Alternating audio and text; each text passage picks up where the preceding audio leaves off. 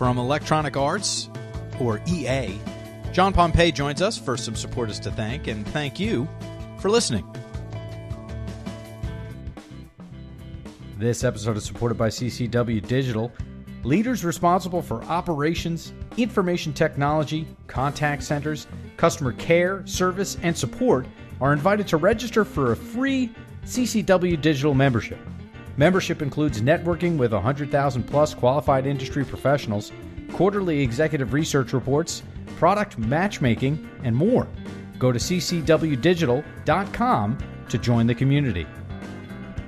This episode is also supported by the CCW Conference and Expo. The event will empower you to test, learn, and try the next big thing in customer experience optimization. Are you interested in mining data across touch points for personalized and predictive data? Are you trying to integrate your systems to get a more complete view of the customer? Are you figuring out what innovations to invest in? Chatbots, virtual assistants, AI, VR, biometrics, to name a few? Go to callcenterweek.com to register. Electronic Arts' head of player experience operations, John Pompei, joins us from CCW Fall and shares that the EA player is pretty broad and pretty diverse. John's 24-year-old son is considered a player, but his 81-year-old mother is also considered a player. He's got a 19-year-old nephew who's also a player. The only difference between them is the type of games each player plays. There's no through line, so John is focused on personalization, understanding who each player is so that the team can deliver the experience for which the player is looking, versus creating a one-size-fits-all. Leadership has adopted a player-first approach. With that, there's been an evolution and a transformation on change and focus on the player's experience, having the company to use feedback to design the games themselves. Welcome to CCW Digital on B2B IQ. I'm your host, Seth Adler. Download episodes on ccwdigital.com or through our app in iTunes, within the iTunes podcast app in Google Play, or wherever you currently get your podcasts. John Pompei. Player experience operations. So I'm a player is what I am. To me, you are. Right. Yes. Exactly. Exactly. So, we're beyond this. This is a customer. No, this is a player. That's right. And how can you describe then the EA player to me? Is that fair? Well, the EA player is pretty broad and pretty diverse when you think about it. My 81-year-old mother is considered an EA player based on, some of the games that she might install on her computer or play on her mobile phone. Yeah. My 24-year-old son is an EA player, but he's playing totally different games than my mother is. Mm-hmm. I have a 19-year-old nephew who is considered a player, and he's actually in university studying to design games and stuff, and so he's even heavier into the gaming realm. So, it's really broad. It's across the board. How, then, if you have to service your 81-year-old mother and 19-year-old game aficionado, really, what through line is there between each of these people? Is there? Yeah, there's really not, and that's why when we look at it based on our players, who they are, the games they're playing, the experiences. So, one of the things we're really focused on is personalization and understanding who they are so that we can deliver the experience that they're looking for versus creating a one-size-fits-all. Okay. When did this kind of personalization journey begin? Because I remember in college, I just will admit to you, that's the last time, the first and only time that I was an EA player, of import to you. Yeah. I'm of no value to you right now, I must tell you. But, I played Madden, is what we called it. I played NBA Live 95, I believe. And that was not a personalized experience. Yeah. Right? So, yeah. So I'm talking about the late 90s. Over the past 20 years here, when did we discover the current path? Yeah, well, EA as a company went through some really challenging times to where we've gotten direct feedback from our players that we weren't very player-friendly. Uh-huh. And with that, there was some changes across the board. There were some changes in leadership, and the new leadership adopted this player-first concept. And that started probably back in around 2012, 2013-ish. And with that, there's been an evolution and a transformation of change and focus on our players' experience from how the company is using feedback to design the games themselves, right, as well as then from a customer experience organization, the investment in us, the growth that we've seen, and then the focus that we're putting on, journey mapping and how we're thinking about each player individually versus creating one-size-fits-all solutions. Sure. Let's dive in there and maybe go from what you're going to do tomorrow when you get back from CCW Fall, which is where we are today, yep, and into what you have in store next quarter, what you have in store next year, and that kind of long-term vision. So when you get back tomorrow, a day in the life of John Pompei, what goes on? Yeah, well, it's a fascinating time right now because we're in the middle of planning for our next fiscal year, but we're also in the middle of our peak season because our peak season starts with game launches, and every year we have Madden and then all the other sports titles, and certainly FIFA's our big game launch. We have Battlefront 2 coming up here in the latter part of the fall, and then we have the holiday seasons like everyone else. So from an operational perspective, I jump right back into it with the team and go, where are we at? What can we do better? Where might we be disappointing players today that we need to go ahead and continue to improve on? But then I partner with my peers and our leadership team in trying to figure out, okay, how are we going to plan and invest for the future, and what are some of those things we're doing? So whether it's working with the team to understand the research and development we're doing around AI, whether it's taking a look at new self-service solutions from either a technology standpoint and or just an operational content standpoint, these are all the things that I'll be jumping right back into tomorrow. So you mentioned AI, right? That's the bright, shiny object that I have to run to now that you've brought it up. What are we doing, and what can you tell us, and what should we be expecting? Yeah, so from a company perspective, from a CX perspective, we really expanded a team to focus on this about a year ago, and we've invested in that area, and this team has been developing use cases in partnership with our provider that we're working with. And so we're actually getting to the point of taking some of those use cases and moving those into production and moving them out of like a pilot stage. But we're continuing to evolve. I mean, this is, as I mentioned, we can't just create a one-size-fits-all. And so that's why to us, understanding our players, creating use cases, piloting, testing, failing fast if we're going to fail, so that we can continue to evolve and get the right solutions out there in place. So it's a growing evolution, but it's an area that we, from a CX standpoint, have really committed to. I'm sensing there's some IP here which we're not going to kind of uncover, but I do have just kind of one more question in this area, because when I think of CX, when I think of the customer and that person's adoption and adaption of AI, you guys are perfectly suited, right, to be kind of on the leading edge here. Yeah. What else can you tell us about what a player could expect sometime soon? Yeah, I mean, one of the things we're doing is we're really looking at AI across all of our channels. Okay. So we're not just looking at it for one channel.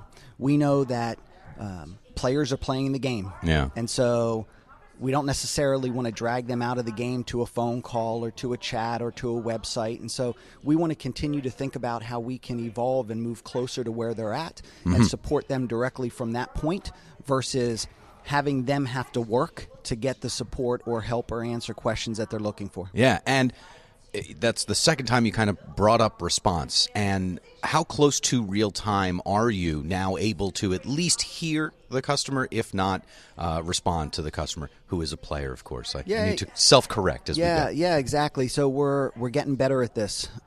We have invested in social listening. We're very committed to the voice of player and getting the right technology to enable us for more of that real-time learning and understanding. We partner with some of our first-party providers where our games are played on their devices so that as they hear and understand things, we're trying to get that information from them so that we're then ahead of the game when it comes to what we need to deliver on our end. So pun intended, I guess. Yeah, exactly. So, what more can you tell us as far as, folks that technology providers that you use, or if you can't tell us what technology providers you use, how did you come to choose the partners that you have? And I heard device, and so that's obvious, that those are folks that you kind of have to work with, right? But as far as choices you've made on the solutions front, how do you approach that, selection process? Yeah, again, we have a dedicated team that is really looking at our research and development from a CX perspective. Mm-hmm. We call them the X Labs. And so they spend a lot of time really looking and innovating around technology and player experience solutions. So they're the ones on the cutting edge, not only looking at what solutions are out there today that we can go ahead and take a look at and utilize, but also what companies are doing and how they're thinking ahead so that, we can plan and build that into our multiple year roadmap. Mm-hmm. It's important to understand from a CX perspective that, if we build something for today, it might be outdated tomorrow. There you and go. So, we have a team that's led and driven by some really great people that are always looking forward. And so that's how we're going about the approach of balancing what we need for today, but also ensuring that we're looking at the future. Maybe over the past year or 6 months, your choice.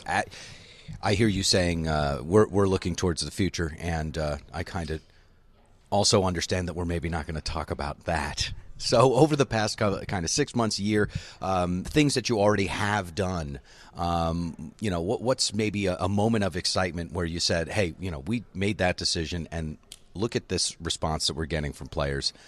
Where have you been surprised to the upside over the past year? Yeah, when we started taking AI and putting it out there in front of the players, and so we put it out there on the website as a front end for chat. Mm-hmm. We really narrowed the focus. We didn't throttle it up the whole way, so only a certain percentage of people were getting it. But we were getting feedback around just how we set it up. Is it a robot? Is it a human being? Is it? And so we were trying to balance and figure out how transparent should we be that they're interacting with a computer basically, right, versus a human. And so we've pushed the edge on really being transparent around that.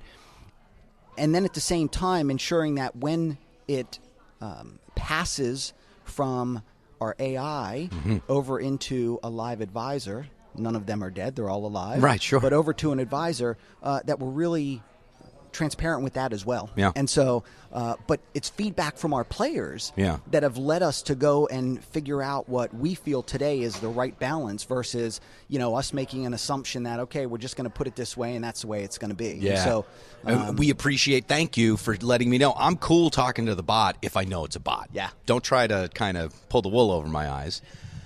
As far as you keep on saying AI, and for most of the folks that I speak to, we're at RPA, right? What kind of machine learning? What kind of next level is there to what you're working with that you can share with me? Yeah, I mean, again, so much of this is continuing to evolve from our X Labs team. Yeah. That. I don't even know a lot of the details. This of where is happening they're focused. right now. Yeah, absolutely. Yeah. I mean, again, from a CX perspective, we had made investments into talent that can come in and really lead us to where we need to be versus continuing to run an operation and just, improve our productivity and improve our handle time and things like that. Yeah. We know if we're going to take some big steps, we need to think and act and respond differently. And so making the investments into, researchers and into different leadership in an insights organization that thinks and acts and brings a level of futuristic thought leadership is key to where we're going. Yeah, and it does sound like I said I interrupted you and said that this is happening right now. It's almost like the research is happening, and once we have enough of that research, we'll kind of select a group of our players and kind of push it out there and see what they say. So if I were to say to John, kind of little boy John, right, essentially you're going to be working for a video game company, and you're going to be working with artificial intelligence in the year 2017. What would 10-year-old John Pompei say to me? I'd be thinking about, okay, am I gonna be somehow in the middle of the asteroids game I used to play when I was 10 years old? How is that even possible? I probably would have taken it to asteroids and Galaga and all those games that I used to play as a kid that to me were futuristic, and Sure. so I would have thought about somehow AI being something to do with those games, and I probably wouldn't have thought about it in regards to Madden or football or anything like that because I wouldn't have connected those dots. Yeah. But Our 1970s and 80s Yeah. games it was a completely different thing. absolutely, yeah. Pong is not, Is not what we're talking about that's now. right, exactly. Yeah. So were you always attracted to the space? Because I kind of dabbled, if you will, Yeah. right? But were you kind of a more full-time kind of guy?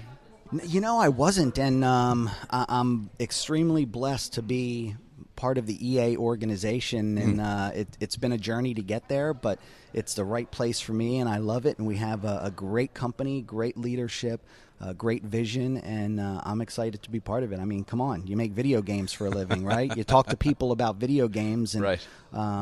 it's a lot different than some of my other colleagues here at CCW Fall and what they're dealing with. Sure, of course. And I wonder then, when folks do find out, in dinner conversation at a cocktail party, kind of out of industry, what are some of the questions that you get? Well, a lot of times the first thing I get is, "Hey, let's take a selfie. I want to send it to my nephew." Right. Or, "Hey, yeah, we my son or daughter is just was playing this game, and a lot of people at my age aren't playing the games as heavily that their children are, so they always relate it back to that. Yeah. They go, man, my family would be excited to meet you, and Right. things of that nature. So, and then of course some people are like, hey, you got a free game over there, and Sure. you never know. You never know. It's gonna be a conversation. That's though, right. Is what it is. All right. So let's get back into the mind of little boy John, and I hope you understand that. I hope that's okay for me to call you Absolutely. little boy John. But where were you in the world when you were, kind of preteen on Earth? Where were you? Yeah, I mean, back in Pennsylvania, that's where I was growing up, and always playing sports and very active, and certainly, like I said, playing video games in Yeah. the bowling alley, Right. and I remember the first Atari and Pong, and you hook it up to your TV, and all of those types of things, and With many wires. exactly. So, and I think when you said growing up, I'm getting more of a Philadelphia sense than a Pittsburgh sense. Am I right? Actually, right in the middle, Harrisburg. Interesting. Yeah. Which would make you a Steelers fan or an Eagles fan? I grew up a Houston Oilers fan of all things. This makes no sense. I know. But Warren Moon would have been your guy. Oh, Dan Pastorini before him. Absolutely. Billy White Shoes Johnson. Yeah. Sure. Of Yeah. course.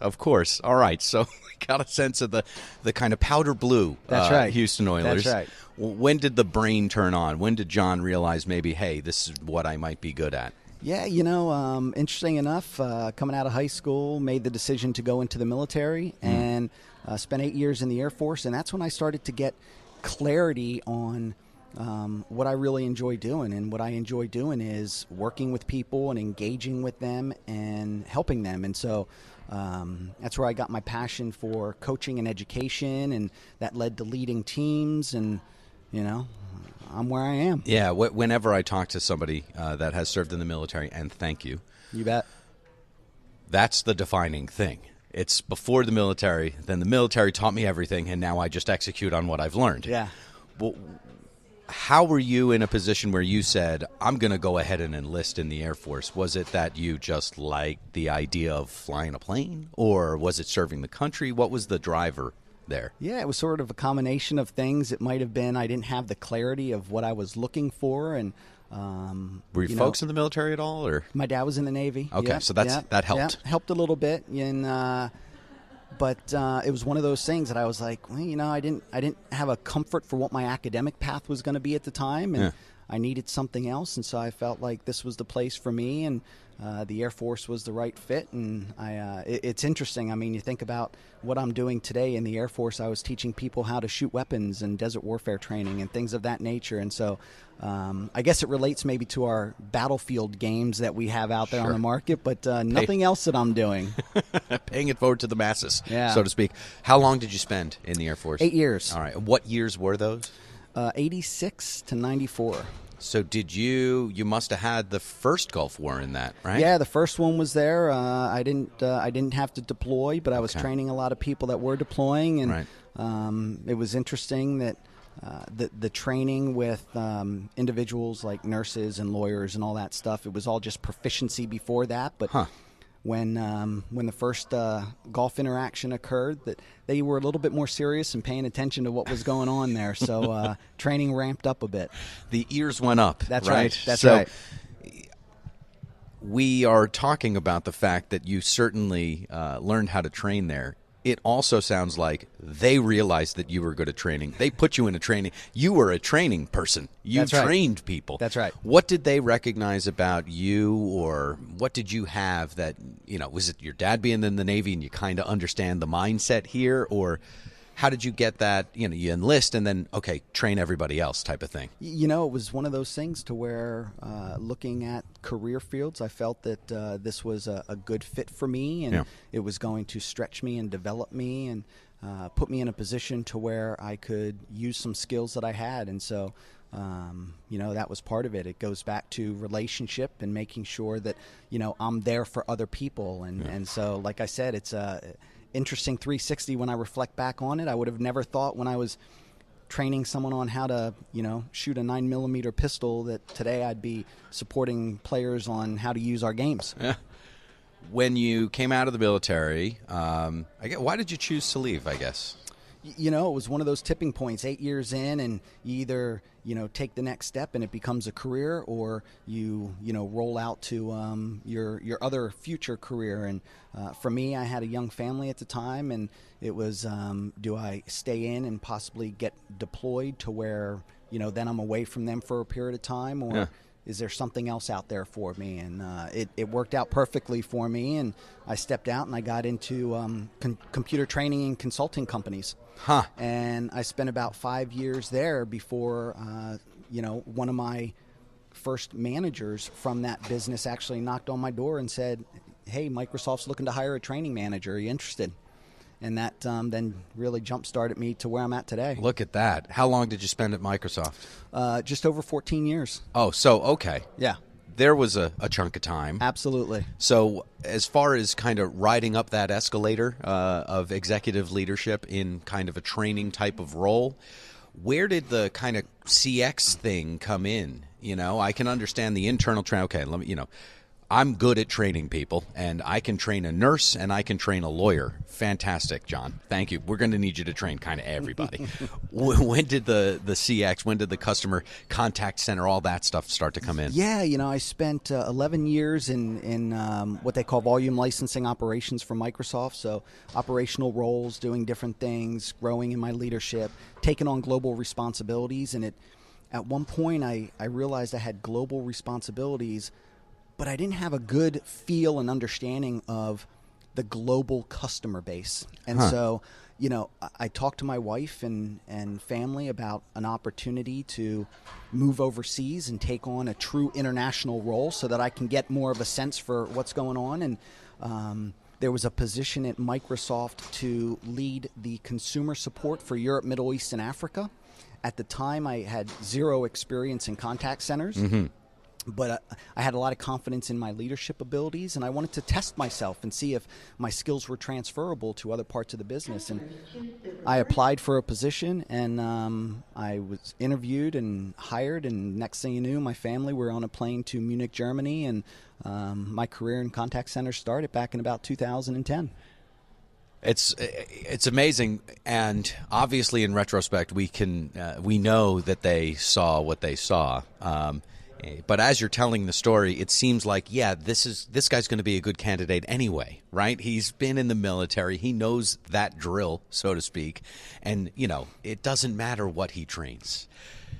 From 2010 to kind of when did you leave Microsoft? How many years later was it? Almost 4. Okay. Yeah. So in that kind of 4-year period, what did you learn about contact centers, and what did you change? Yeah, so I learned a lot, and the team that I inherited over there had a lot of seasoned individuals from all across Europe, Middle East, and Africa that grew up in contact centers and knew the ins and outs. And so they really, took me and helped develop my knowledge and understanding of it. But I also had an external view of contact centers, and so I was able to take a look at things and understand that, from a company perspective, as a perspective, I was in Germany, and we were supporting German customers for their Windows and Office and for their Xbox and maybe some other products differently, rather than giving them a one size or a one-stop shop. And so being able to see some of that and being able to provide some of that input, as well as work very closely with the brilliant minds that were leading the consumer strategy across the globe for Microsoft, it was good for me. And so it's some of that learning that I've continued to bring in and make sure that, even if I get into something, I try to always go back and look through multiple lenses and keep a fresh perspective on things. Yeah, it's John that has Windows and the Xbox. It's not customer A and customer B. That's right. Yeah. That's right.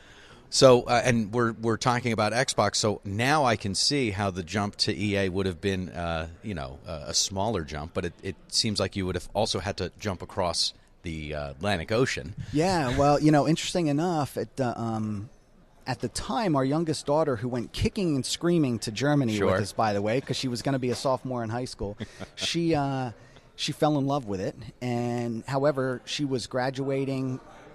We assumed coming back to the States for university, therefore all of our kids would be there. And I actually had an opportunity at the time to move to Sears and be part of their transformation in their e-commerce business. And so she was talking about going to university on the East Coast. Our other children are on the West Coast. We felt Chicago was a good central location. Right there. Next thing you know, I pulled the trigger, landed in Chicago, and our youngest daughter went, "Nah, I'm not coming back to the States." But that moved me from Microsoft into Sears and into their e-commerce business. And it was 2 years of very fast-paced learning. And I learned a lot around e-commerce. I learned a lot around changing fast, failing fast. Surely. And those are things that when I decided to leave Sears and saw the opportunity with EA, that I wanted to make sure that, I brought some of that learning with me. And again, it's just exciting. Yeah. Sears, EA, two very different organizations. How would they compare culturally? Not even close.